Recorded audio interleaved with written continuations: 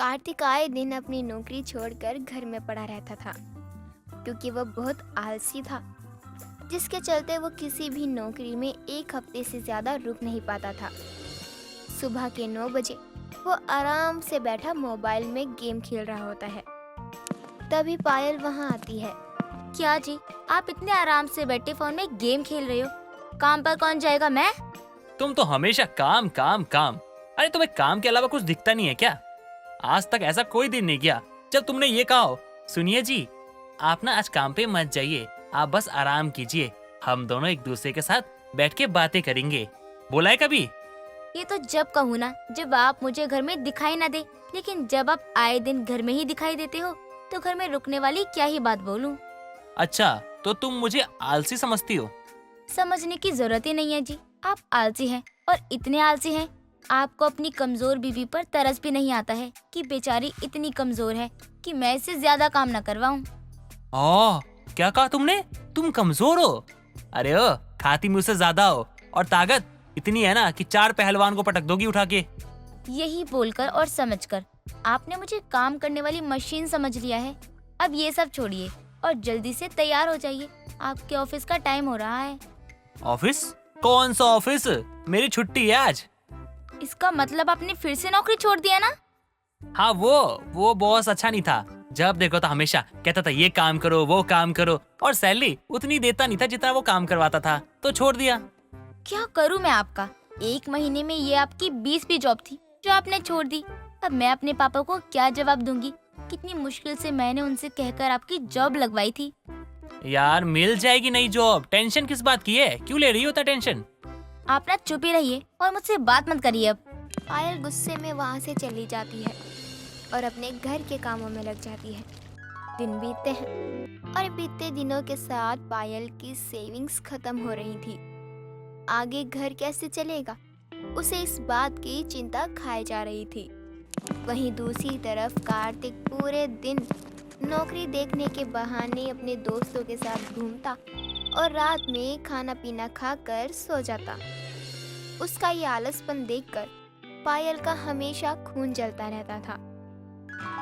एक दिन कार्तिक फोन पर बातें कर रहा था, तभी उसके पास पायल जाती है।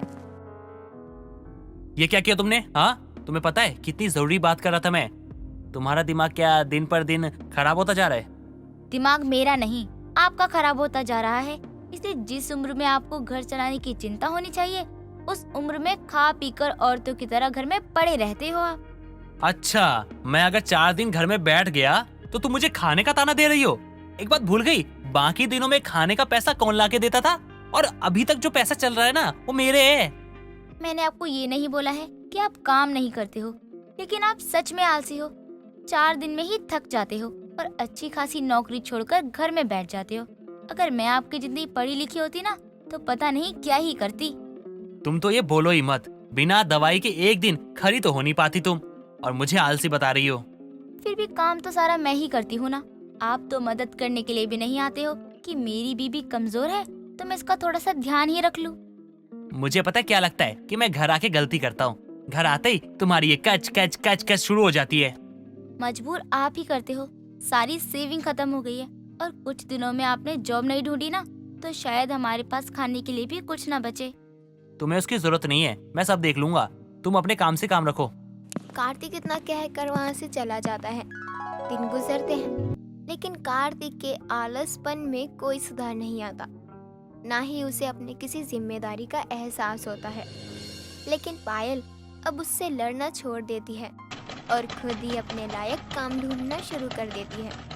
एक दिन वो बाहर से आ ही रही होती है, तभी अचानक से उसे चक्कर आ जाता है और वो बेहोश होकर गिरने वाली होती है। तभी उसकी पड़ोसन कमला वहाँ आती है और उसे गिरने से बचा लेती है। क्या हुआ बहू, तू ठीक तो है ना? जब तू जानती है कि तू कमजोर है तो बाहर जाने की क्या जरूरत है? अपने आलसी पति को बोल दिया कर काम करने को। आंटी जी, आपसे तो कुछ भी नहीं छिपा है। आप तो सब जानती है, जब उनसे नौकरी ठीक से नहीं होती है तो बाकी काम ही क्या करेंगे वो। मतलब उसने फिर से नौकरी छोड़ दी? हाँ आंटी जी, काफी समय हो गया उनको नौकरी छोड़े हुए, लेकिन उन्हें कोई फिक्र नहीं है। कुछ दिन और ऐसे ही चलता रहा ना तो हमें भीख मांगने की नौबत आ जाएगी। तो तू उसे समझाती क्यों नहीं? ऐसे आलस करके कब तक जीवन चलेगा? तू अकेली क्या करेगी? वैसे ही इतनी कमजोर है तू। आंटी जी, मैंने उन्हें हर तरीके से समझा कर देख लिया, गुस्से से, प्यार से, लड़ाई से, लेकिन वो मेरी बात सुनने को तैयार ही नहीं है। कुछ बोलो तो सिर्फ हम दोनों के बीच में लड़ाई ही होती है, इसलिए अब मुझे उनसे कुछ भी नहीं कहना है। अगर आपके पास मेरे लायक कोई नौकरी है तो बता दो आंटी। नौकरी तो है, लेकिन तू घर और बाहर दोनों कैसे संभालेगी? तू बहुत कमजोर है बहू। आंटी जी, जब ये मेरे पति को नहीं दिखाई दे रहा तो मैं क्या करूं? जब तक जान होगी लड़ूंगी। ठीक है, तो फिर कल से तू भी मेरे साथ उसी फैक्ट्री में चल जहां मैं पैकिंग का काम करती हूँ। सैलरी भी ठीक है और ओवर टाइम भी मिलता है, वो भी डबल। धन्यवाद आंटी जी। पायल इतना कहकर अपने घर के अंदर आ जाती है और कमला अपने घर चली जाती है। अगले दिन से पायल जल्दी उठकर घर का सारा काम खत्म करके अपनी पड़ोसन के साथ फैक्ट्री में काम करने के लिए निकल जाती है। दिन गुजरते हैं और बीतते दिनों के साथ पायल बाहर काम करके अपने घर का खर्चा तो चला ही लेती है, लेकिन दिन रात काम करने की वजह से वो अपनी कमजोरी को बढ़ाती जा रही थी।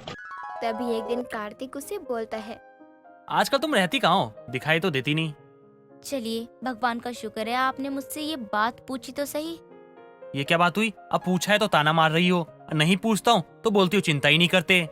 अब तुम बताओ कि मैं क्या करूँ? आपने कहीं जॉब पता करी? बात करी किसी जॉब के बारे में?